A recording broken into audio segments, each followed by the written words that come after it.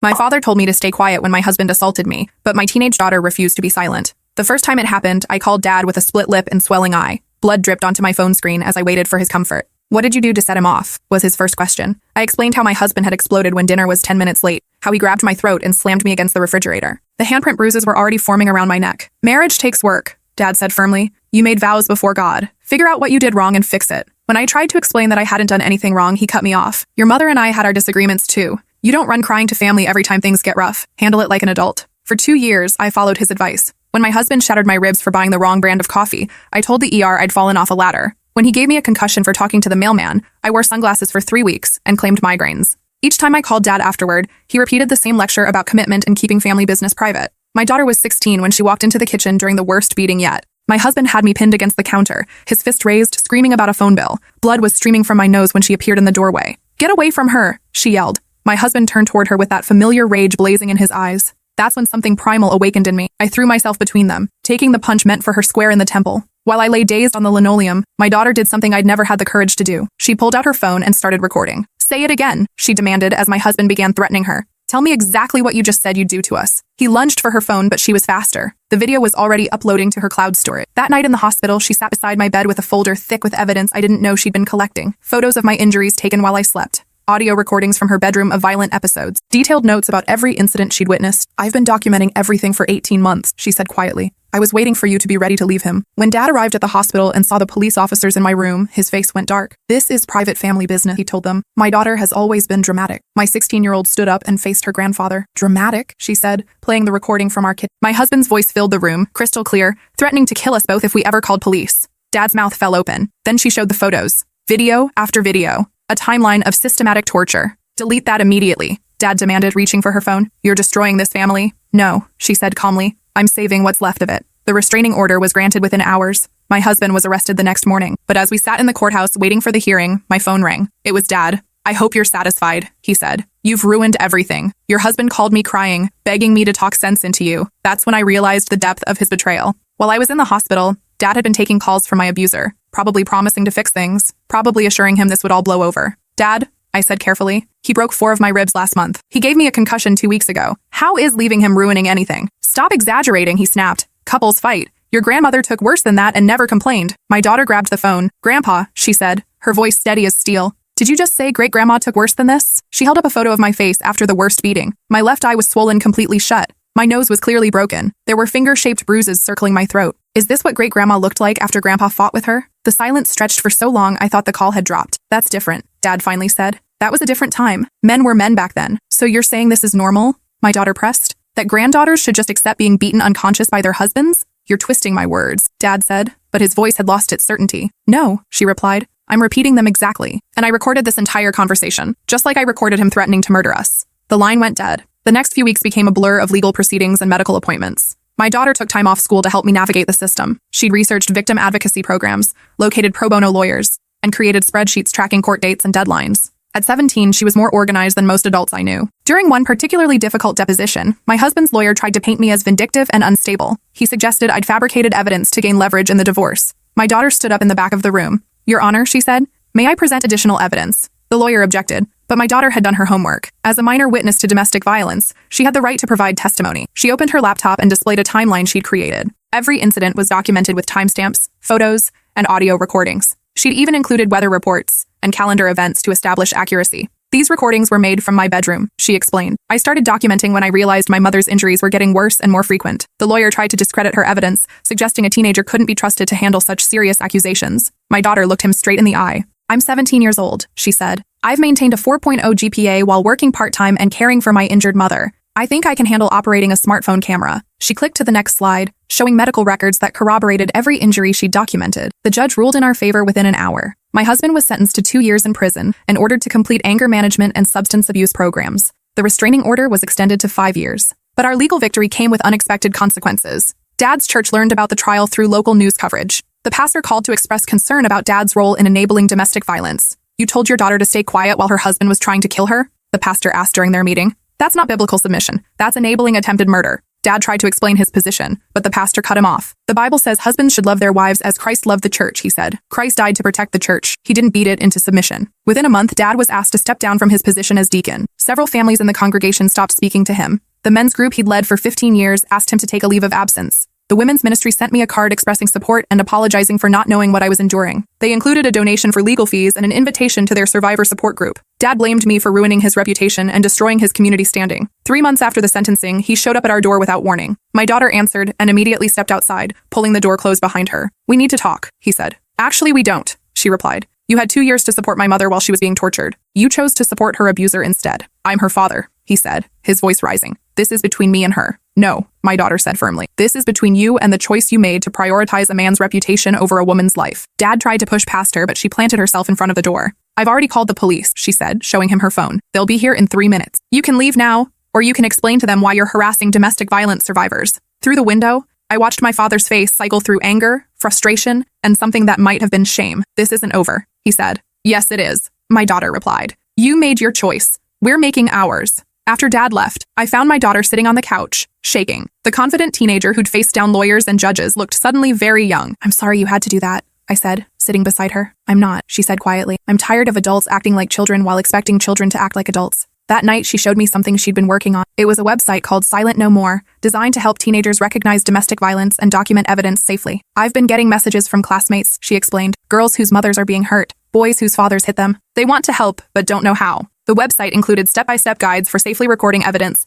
connecting with resources, and supporting family members experiencing abuse. She'd consulted with lawyers, social workers, and technology experts to ensure everything was legally sound and technically secure. Within a month, the website had logged over 3,000 visitors. Comments poured in from teenagers across the country, sharing their own stories and asking for help. My daughter started responding to every message personally, often staying up until 2 in the morning to provide resources and emotional support. A guidance counselor from another school district reached out, asking my daughter to present to their faculty about recognizing signs of domestic violence in students. The presentation was scheduled for a Tuesday afternoon. I expected maybe a dozen teachers to attend. Instead, the auditorium was packed. Word had spread through social media about the teenager who'd taken down her stepfather and grandfather's enablement system. My daughter stood at the podium, looking impossibly young and impossibly composed. "Adults often ask children to trust them," she began, "but children are watching to see if adults are trustworthy." She talked about the signs they might notice in students: unexplained injuries, extreme fatigue, reluctance to go home, flinching at sudden movements, taking on adult responsibilities. But mostly, she talked about the damage caused when trusted adults choose comfort over courage. "Every time you tell a child to keep family secrets, you're teaching them that truth is less important than appearances," she said. "Every time you ignore obvious signs of abuse, you're telling that child their safety doesn't matter." The teacher sat in stunned silence as she detailed the 18 months she'd spent documenting violence while the adults around her pretended nothing was happening. One teacher raised her hand. "What should we have done differently?" she asked. My daughter's answer was swift and certain. "Ask direct questions. Believe the answers. Take action. Stop waiting for perfect evidence or convenient timing. Children are dying while adults debate whether intervention might be awkward." After the presentation, 23 teachers approached her individually. 17 had students they were worried about. 6 had grown up in violent homes themselves. The school district invited her to train all faculty across their 37 schools. Then the neighboring districts wanted the same training. My daughter created a curriculum called Breaking the Silence that taught adults how to recognize, respond to, and report domestic violence involving children. She was 18 years old. Her college application essay was titled "The Power of Refusing Silence." She wrote about learning that love sometimes means breaking rules that broken people try to enforce. Every top-tier school she applied to accepted her with full scholarships. During graduation, she was awarded a special recognition for community service.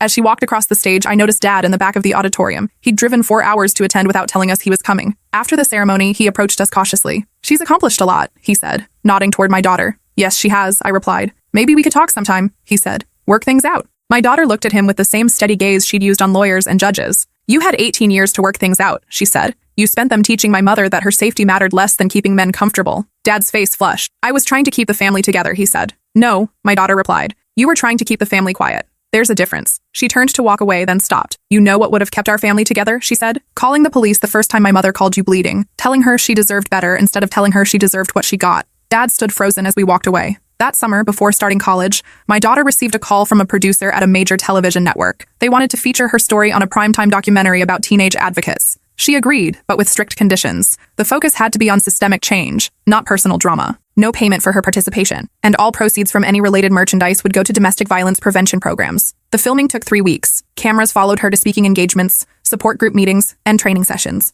They interviewed teachers, social workers, and other teenagers who'd reached out for help through her website. The most powerful segment featured her testifying before the state legislature about proposed legislation requiring mandatory domestic violence training for school personnel. She was 19 years old, addressing a room full of lawmakers with decades of experience. Children are not miniature adults, she told them. They're children who need adults to act like adults. When you see a child trying to save their parent's life, your response shouldn't be to praise their maturity. It should be to ask why no adult was doing that job. The legislation passed unanimously. In college, my daughter majored in criminal justice with a minor in social work. She interned with the district attorney's office, specializing in domestic violence prosecution. Her first case involved a woman whose teenage son had been secretly recording his stepfather's violence. The parallels to our own story were impossible to ignore. The defense attorney tried to discredit the boy's evidence, arguing that children misinterpret adult conflicts. My daughter, now a certified victim advocate, was permitted to advise the prosecution. She suggested they call expert witnesses to explain the psychological impact of domestic violence on children. She provided research showing that children who witness intimate partner violence often develop hypervigilance and advanced observational skills. The boy's recordings were ruled admissible.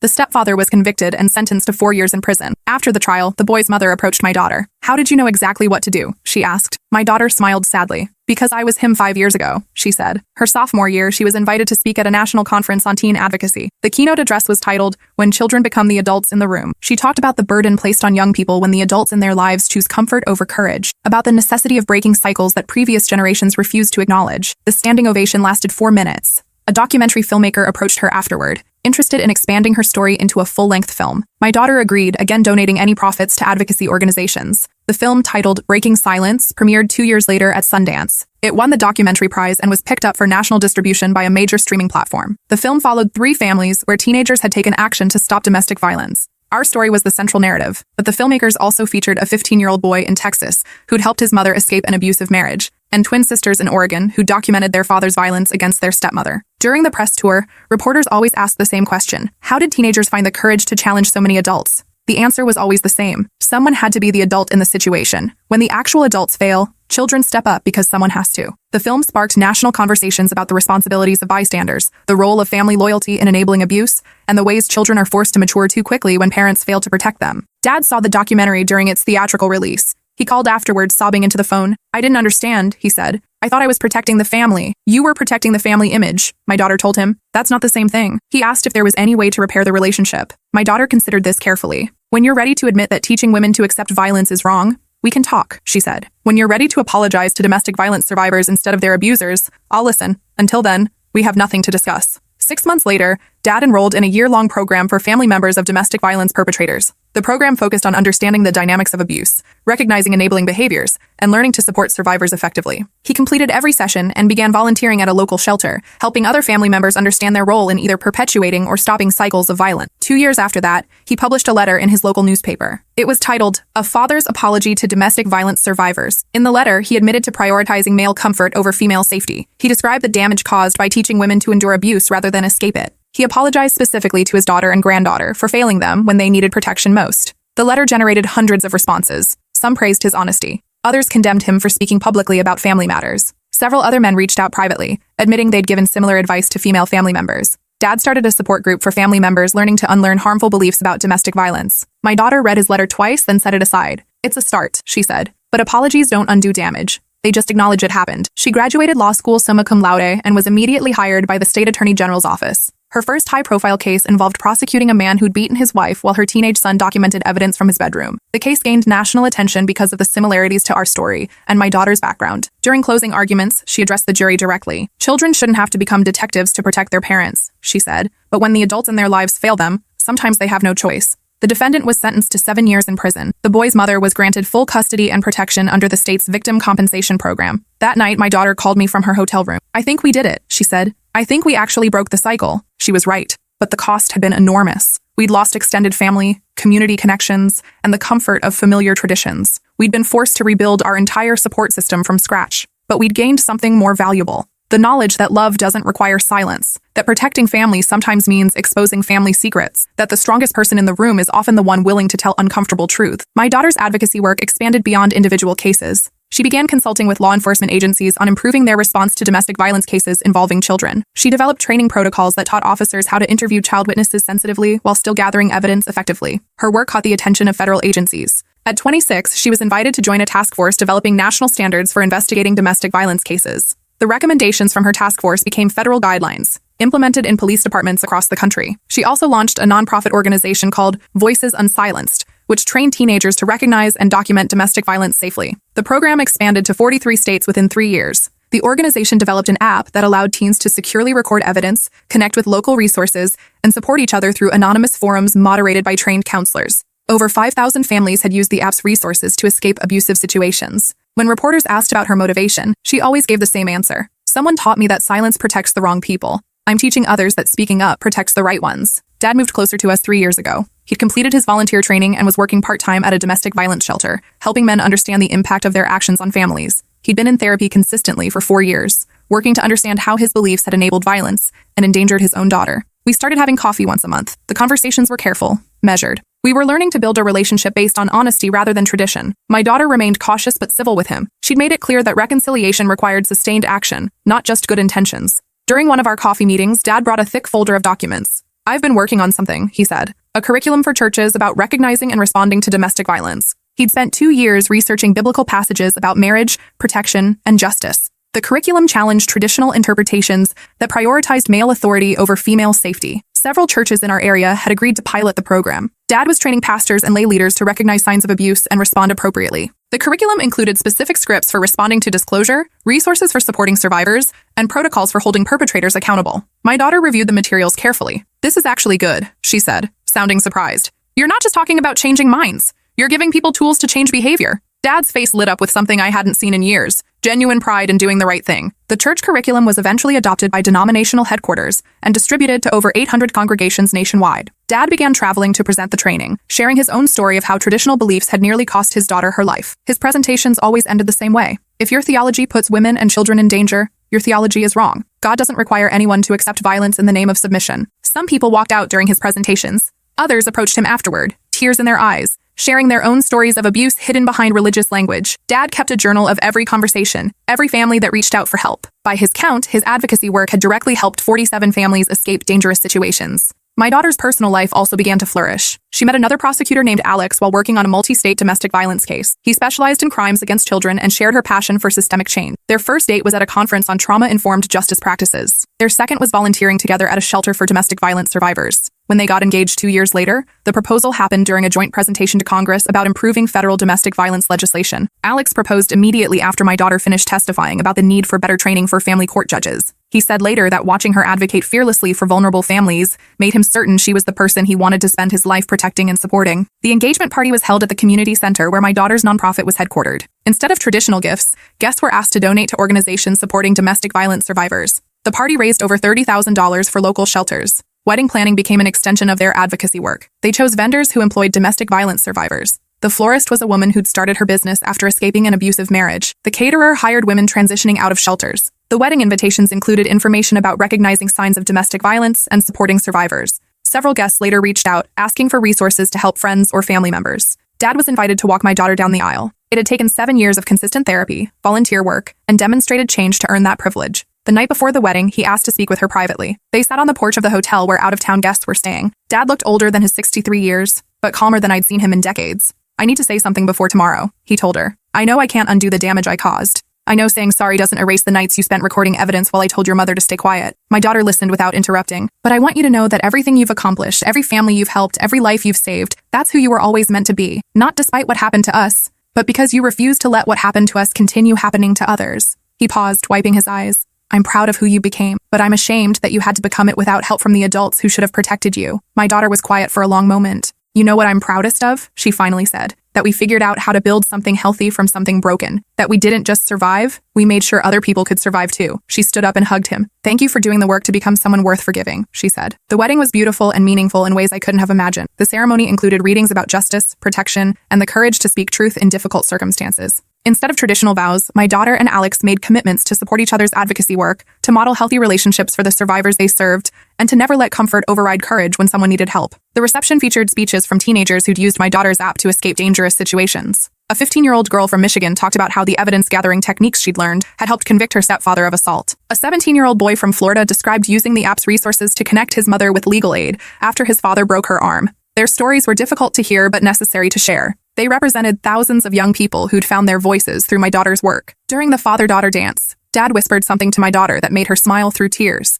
Later, she told me what he'd said. "I'm sorry it took me so long to learn that protecting you was more important than protecting my comfort." The dance song was something she'd chosen specifically, a cover of a traditional hymn with new lyrics about justice, courage, and standing up for the vulnerable. As they danced, I thought about the 16-year-old girl who'd stood in our kitchen with a phone, recording evidence while her mother lay bleeding on the floor. That girl had grown into a woman who'd helped thousands of families find safety and justice. She'd turned her trauma into a tool for protecting others. But more than that, she'd refused to accept that silence was the price of belonging to a family. 6 months after the wedding, my daughter called with news. She was pregnant. "The baby is due in November," she said. "We're hoping for a girl." When I asked why, her answer made me cry. "Because I want to raise a daughter who never has to wonder if speaking up is worth the cost," she said. "I want her to grow up knowing that her voice matters more than other people's comfort." The baby was born on a Tuesday in November, weighing 7 pounds and 4 ounces. They named her Hope Justice, after the twin values that had shaped my daughter's life and work. At the hospital, as my daughter held her newborn daughter, she looked up at me with exhausted but determined eyes. "She's never going to have to save anyone," my daughter said. "She's going to grow up in a world where adults do their jobs." Dad visited the next day, bringing a wooden rocking chair he'd made himself. Carved into the back were the words, "Truth, Courage, Protection." As he held his great-granddaughter for the first time, tears streamed down his face. "I promise you," he whispered to the baby, "the adults in your life will never choose silence over safety." My daughter watched this interaction with careful eyes. Trust for her remained something that had to be earned daily. But as Hope gurgled and reached for her great-grandfather's finger, I saw something shift in my daughter's expression. Not complete forgiveness, but perhaps the beginning of healing that could span generations. That evening, as visiting hours ended and the hospital grew quiet, I sat beside my daughter's bed while she nursed Hope. "Do you think she'll have an easier life than we did?" I asked. My daughter looked down at her daughter, then back at me. "She'll have a different life," she said. "One where speaking up is normal instead of revolutionary. Where protecting children is expected instead of exceptional." She paused, adjusting Hope's position. "But most importantly, she'll grow up knowing that love doesn't require silence. That family loyalty means protecting each other, not protecting secrets." As I watched my daughter with her baby, I realized something profound had shifted in our family's story. For generations, women in our family had been taught that survival meant staying quiet, that love meant accepting harm, that family meant choosing loyalty over truth. My daughter had broken that cycle not just for herself, but for every generation that would come after. Hope would grow up in a family where truth was valued over comfort, where justice was prioritized over peace, where speaking up was seen as strength, not betrayal. Some wounds heal completely. Others leave scars that serve as reminders and teachers. The scar on my temple where my husband's fist connected has faded, but never disappeared. Sometimes I trace it with my finger and remember the sound of my daughter's voice that night, refusing to let violence hide in silence. The scar reminds me that some pain is worth enduring if it leads to permanent change, that sometimes the greatest act of love is refusing to accept what previous generations called normal. My daughter now runs a foundation that has helped over 10,000 families escape domestic violence. Her work has influenced legislation in 37 states and trained thousands of professionals in trauma-informed practices. But perhaps her greatest achievement is simpler and more personal. She raised a daughter who will never have to choose between speaking truth and keeping family. Hope is 3 years old now. She speaks in full sentences, asks endless questions, and shows no fear of adults who might try to silence her. Last week, she asked me why I have a scar on my face. "Someone hurt Grandma a long time ago," I told her. "But Mommy made sure it never happened again." Hope considered this seriously. "Mommy is very brave," she said. "Yes," I replied. "And so will you be." Because that's what my daughter gave us all. Not just safety from violence, but freedom from the silence that enables it. Some traditions deserve to die. Some secrets are too dangerous to keep. And sometimes the bravest thing you can do is let your child teach you how to find your voice. The cycle is broken. The silence is ended. And Hope will grow up knowing that her voice has power, her truth has value, and her safety will never be sacrificed for someone else's comfort. That's the legacy my daughter built from the ruins of what came before. Not just survival, but transformation. Not just escape, but empowerment for thousands of others. Some stories end with justice. This one ends with hope.